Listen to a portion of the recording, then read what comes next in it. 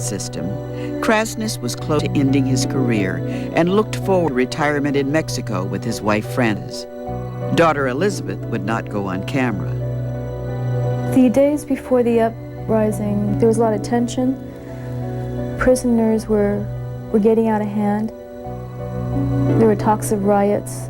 And he even said to my mother once, well, I don't even know if I'll be coming back or if I'll come home. And this was in the week before, August 21st. About a day, maybe 2 days before it happened, you seem to grow an antenna. You know, you can sense something's happening when you're in prison. And you can sense the tension, you can sense incitement, because it's quiet. But you can sense something's going on. Yeah, I figured something was happening. I didn't know what it was, but I knew something was about to go down. No single name would become more important in the tragic events of that summer day than attorney Stephen Bingham. The 29-year-old Bingham was a graduate of Yale University, the law school at UC Berkeley, and once worked in the civil rights movement. On the morning of August 21st, Bingham had not planned on going to San Quentin. A last-minute phone call, however, changed his schedule.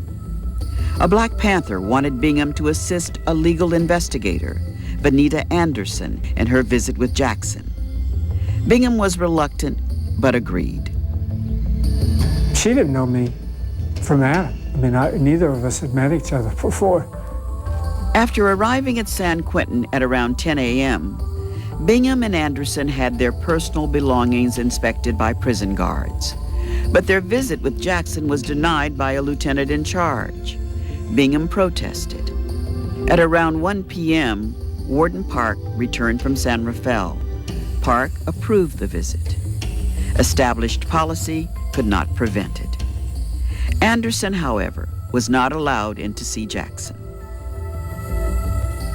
And then Officer Scarborough asked me, aren't you going to take the tape recorder in?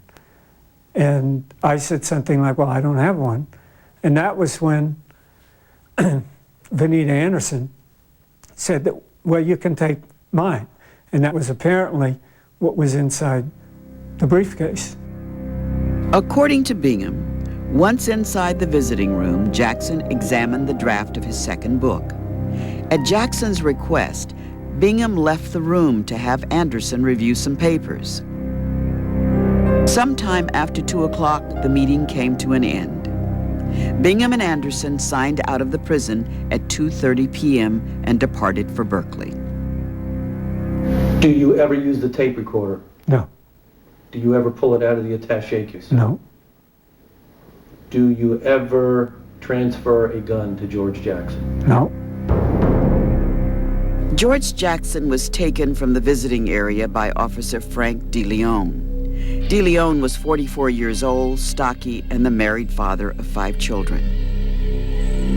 When he arrived at the door of the adjustment center with Jackson, Sergeant Kenneth McCrae allowed both men inside. McCrae was 39 years old, married, and had 3 children. Guard Urbano Rubiaco was nearby. Rubiaco was 25 years old and had previously worked at Soledad's O Wing.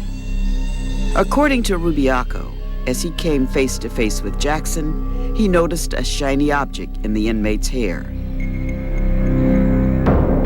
And he says, you know, what's that in your hair, Jackson? And Jackson says, nothing. And the guard reaches up and he touches it, and there's resistance.